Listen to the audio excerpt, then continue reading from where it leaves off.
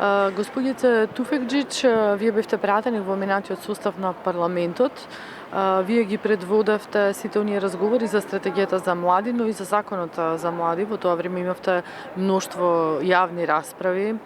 Бевте еден од, да речам, врвните млади лидери во Македонија. Кое е вашето мислење во однос на креирањето, на создавањето лидери во нашата заедница? Кога зборувам лидери, не мислам само на политички лидери, туку генерално лидери во секој во својата област. Некој во политика, некој во економија, некој во образование.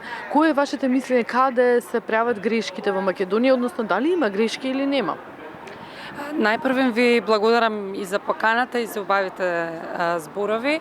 Јас би рекла дека мандатот мој кој измина, во кој бев најмлад пратеник, не би сакала да ме дефинира само тоа најмлад пратеник. Ние тогаш точно донесовме закон за младинско учество. Всушност, целта на тој закон беше да се изгради една атмосфера на диалог на вклучени страни и тогаш беше вклучена и опозицијата, и владата, и младинските организации. Лесно ќе беше многу да го препишеме законот од Словенија или Хрватска, кои имаат слични закони, меѓутоа тоа не беше опција во тој момент, туку целта беше да се креира една атмосфера на диалог, дури и на луѓе кои имаат диаметрално спротивставени ставови и од тоа да се изнедри едно решение. Мислам дека тоа е пример кон кој треба да се стремиме во рамки на целото општество.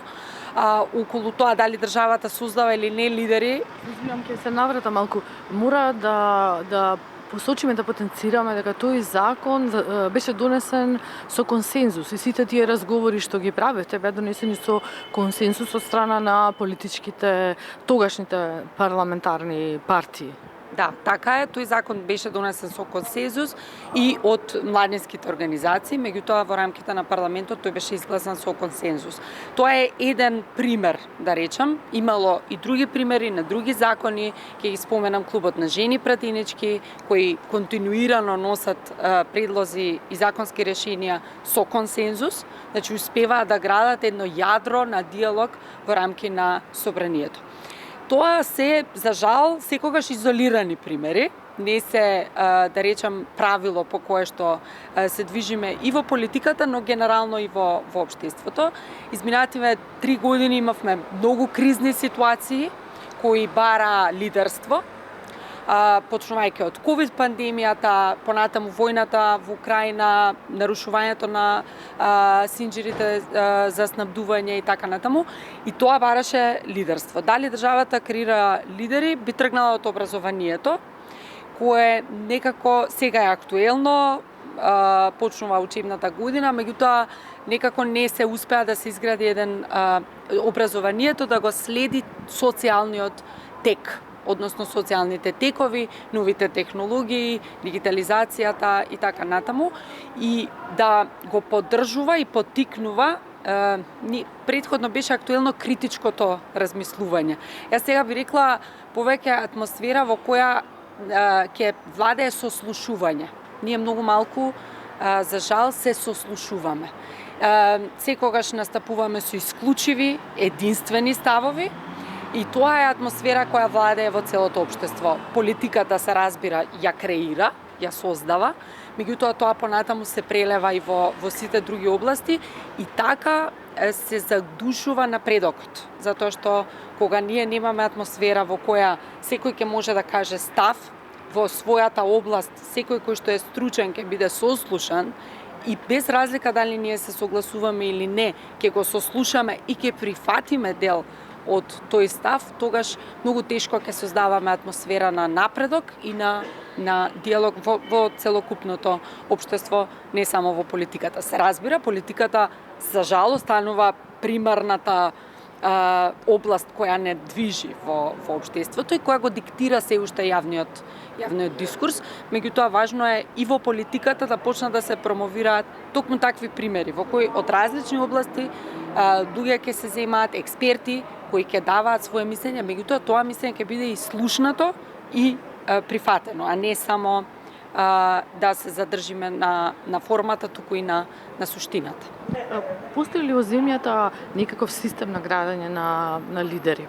Политичките партии знаеме дека има повеќе меѓународни организации кои што работат со млади политичари или не само политичари, туку млади лица во одредени области, примерот е со политика, со образование, со економија, но постои ли во земјата постои ли генерално насока или еден генерален пристап како да ги извлечеме најдобрите лидери од она што го има во земјата, затоа што морам да потсетам тука, морам да ставам акцент на тоа дека многу млади луѓе се заминаа од земјата.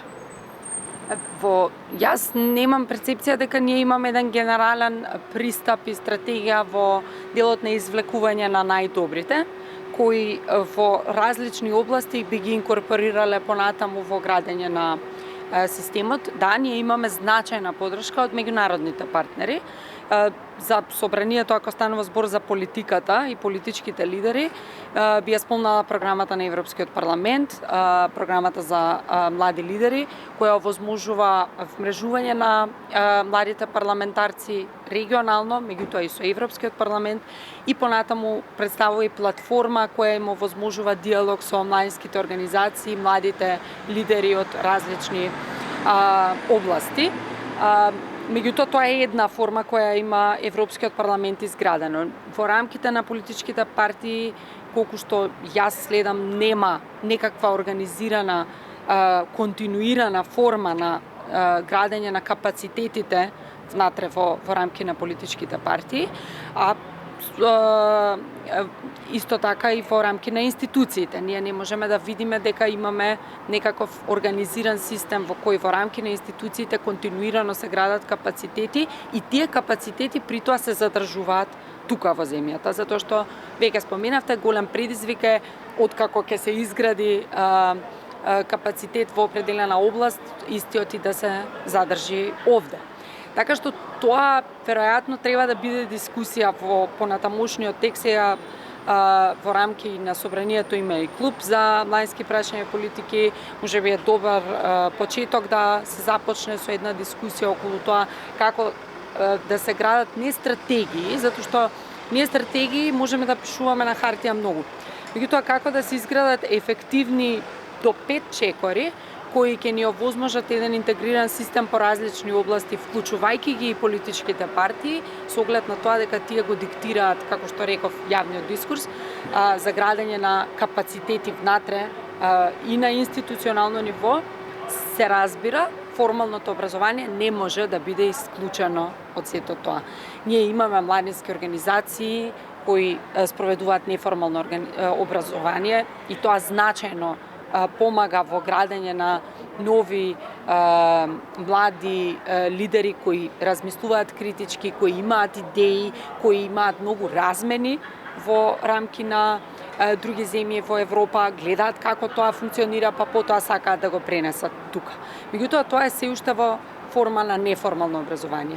Во рамки на формалното образование постојат срамежливи обиди да тоа се прави, меѓутоа се уште отсуствува една генерална насока дека тоа ќе биде патот по кој што ќе се движи образованието и како што реков, образованието мора да ги следи новите текови по кои што се движат, затоа што генерациите се менуваат, а со тоа се менува и светот во кој што живееме. Ова криза на лидерство не е само кај нас, таа може да се забележи на европско ниво, па и на глобално ниво.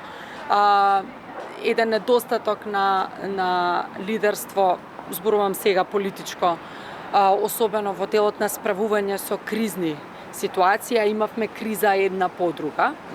И тоа веројатно се должи на тоа што многу малку, пак ќе се вратам на првичното, многу малку се сослушува, особено на оние кои се експерти во својата област. Несослушувањето на експертите води кон задушување на напредокот, а следствено на тоа и на рушење на надежта на млади луѓе дека некогаш ќе бидат слушнати и тогаш бараат начин како да бидат слушнати некаде надвор.